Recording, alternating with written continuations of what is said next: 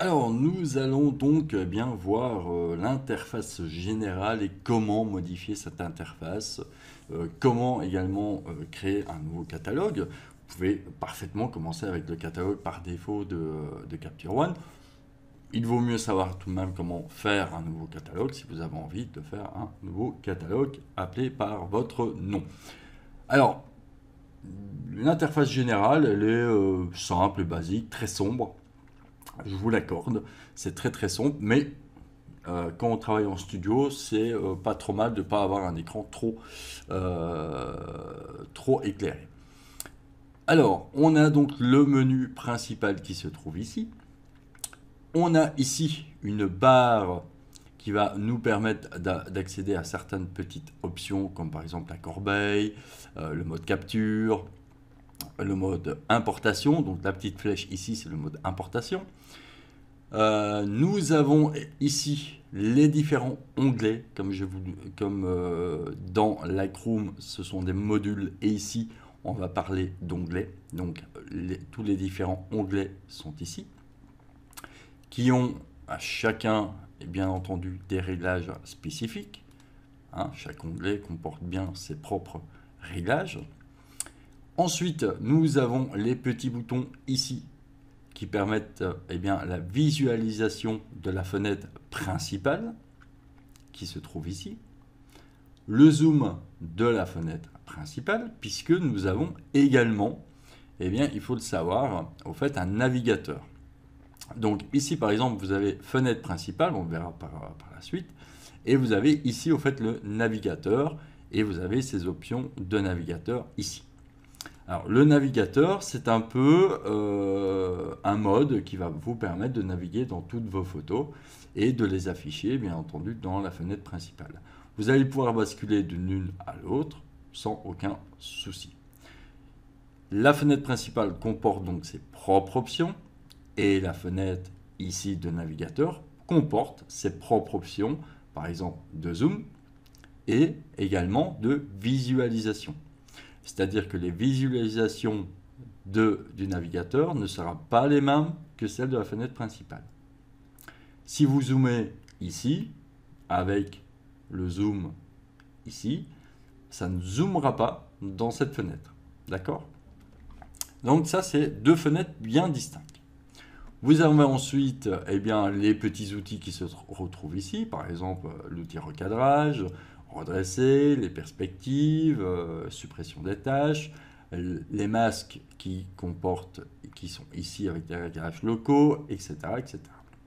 Vous avez également d'autres options ici d'affichage, par exemple l'affichage du focus. Vous avez les écrêtages qui sont ici. Donc je rappelle pour ceux qui ne savent pas, c'est simplement pour savoir si vous avez des tons qui sont bouchés, donc les tons sombres, qui sont vraiment noirs, qui sont vraiment bouchés, ou bien les zones cramées, comme on dit, hein, les zones de haute lumière qui seront beaucoup trop élevées. Vous aurez également affiché une grille et de guide qui vous permettra par exemple de régler votre composition correctement. Et d'autres petites options ici, par exemple pour imprimer directement ces photos. Alors ne pensez pas que cette petite roue crantée sera au fait les préférences ou d'autres petites choses ici, pas du tout. Ça sera simplement pour traiter des variantes qu'on verra par la suite. Alors, donc, on a vu que les panneaux se trouvent donc dans les onglets. Hein, on a dit à chaque fois, ici par exemple, on a le mode bibliothèque et dans ce mode bibliothèque, eh bien, on a différents panneaux.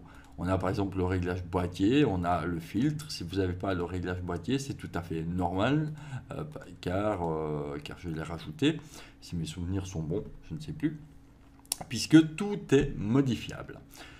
Ce qui veut dire, c'est que par exemple, vous allez dans couleur et vous voyez que dans couleur, par exemple, là j'ai bibliothèque. Si vous ouvrez votre Capture One, eh bien vous n'aurez pas au fait ceci, vous aurez une autre disposition. Alors je vais vous montrer au fait la disposition par défaut. Hop, voilà. Voilà un petit peu la disposition par défaut. C'est-à-dire que si je retourne dans couleur, vous voyez que je n'ai plus la fenêtre, le panneau bibliothèque. Simplement que vous allez pouvoir gérer et configurer au fait votre interface comme vous le souhaitez. Première petite chose à faire, c'est que si vous avez envie que ces réglages et ces panneaux et ces différents onglets se retrouvent à droite parce que vous êtes droitier et que bien entendu vous aurez peut-être plus facile de travailler avec votre main droite et avoir accès aux différents réglages par ici, c'est tout à fait faisable. Alors comment faire? C'est tout simplement d'aller dans Affichage et vous allez pouvoir placer les outils à droite.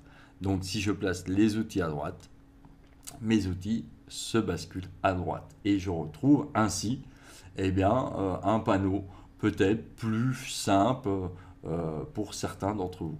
Donc n'ayez pas peur, vous pouvez balancer votre panneau d'outils à droite.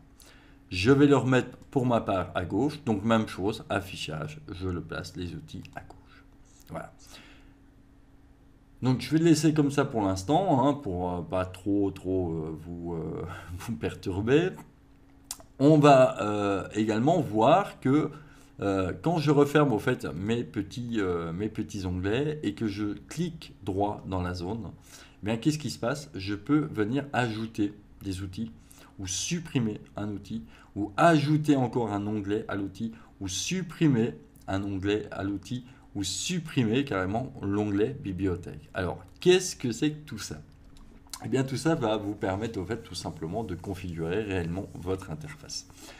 Imaginons que vous êtes dans votre histogramme. Donc, vous êtes dans la partie histogramme, vous êtes dans la partie balance des blancs, balance des couleurs, noir et blanc, éditeur de couleurs, etc. Et que vous avez plusieurs photos, mais qui sont placées dans divers albums. Comme vous le savez, dans Lightroom, par exemple, vous changez de module et les collections restent. Elles sont toujours accessibles. C'est-à-dire que vous pouvez, par exemple, vous dire ah bah, tiens, j'en ai marre de faire du portrait, je vais regarder un petit peu mes photos que j'ai classées hier, qui étaient des photos d'architecture, et je vais les développer un petit peu. Alors, bien entendu, vous n'allez pas passer de développement en bibliothèque pour aller rechercher vos photos d'architecture. Vous allez pouvoir passer directement dans la collection architecture où vos photos sont dans le module Lightroom. Ici, eh bien, regardez, c'est pas trop le cas. Vous voyez, ici, je n'ai pas ma bibliothèque, je n'ai pas accès. Eh bien, c'est pas très compliqué, vous allez pouvoir la rajouter. Vous allez faire un clic droit et vous allez ajouter un outil. Et l'outil, au fait, c'est l'onglet. Et vous allez ajouter bibliothèque. Et là, boum, j'ai bien ma bibliothèque qui apparaît et j'aurai accès comme ça à tous mes albums. Donc ça, c'est une première petite chose à savoir. C'est quand même bon à savoir qu'on peut le faire. On va pouvoir quand même supprimer notre outil. Mais regardez un truc, c'est que je vous ai dit de cliquer dans l'espace vide. Mais regardez, je clique et je n'ai plus accès. Eh bien, c'est normal, c'est parce que mon panneau ici est développé.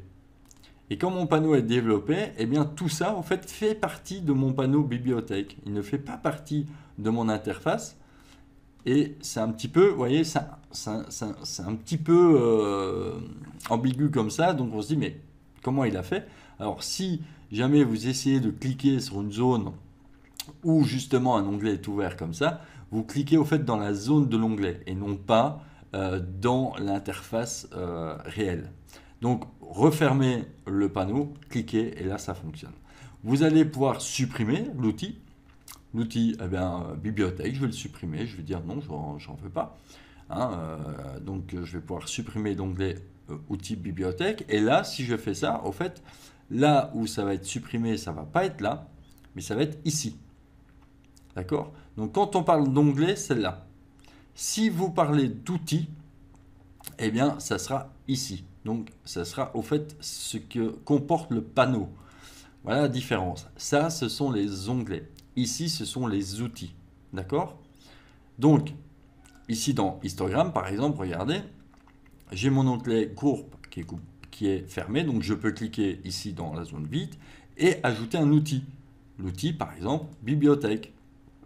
Si maintenant, je désire retirer cet outil, eh bien, je clique ici, je fais supprimer l'outil et je clique sur bibliothèque et je le supprime. Par contre, maintenant, si je clique ici et que je fais supprimer l'onglet outils bibliothèque, je supprime l'outil bibliothèque ici. C'est-à-dire que je n'ai plus du tout accès ici à mon onglet. Mais pas de souci, pas de problème, je peux le rajouter, je peux cliquer droit et ajouter l'onglet outils bibliothèque et il revient sans aucun problème. Il va se placer en dernier, donc je peux cliquer sur Alt, je maintiens Alt et je glisse en première position. Voilà. Voilà un petit peu comment fonctionne. Alors vous voyez que c'est pas tout à fait la même chose, hein. Là on parle d'onglets, on parle d'outils, donc attention un petit peu à ça. Petite chose, rien pour bien mémoriser ça, la barre ici, c'est les onglets. Ce que comportent les onglets, ce sont des outils. Voilà, pensez à ça. Donc, vous allez pouvoir comme ça, eh bien, modifier, retirer, supprimer, rajouter des onglets, des outils, etc., etc., etc. Une fois que c'est fait, c'est bien beau, mais le seul problème, c'est que si on ferme notre Capture One, eh bien, qu'est-ce qui va se passer? C'est qu'il n'aura pas enregistré mes modifications. Et donc, on va créer un nouvel espace de travail. Une fois que vous avez fait votre petit espace de travail, vous allez pouvoir aller dans Fenêtre, Espace de travail et enregistrer votre espace de travail. Moi, j'en ai déjà fait un. Hop, StudioPort 516. Le voici. Vous voyez que, hop, j'avais mis de l'autre côté, au fait, ma barre d'outils. Hein, donc, si je fais affichage et que je replace à gauche, eh bien, je vais pouvoir en fait sauver cet espace de travail, par exemple, en porte 516 gauche, pour dire que c'est à gauche. Voilà. Mais maintenant, si je ferme mon Capture One, il aura gardé en mémoire que c'est par là. Voilà, tout simplement. Donc, voilà un petit peu comment vous allez pouvoir modifier et changer votre interface de Capture One. Alors, petite chose, comment modifier les emplacements ici?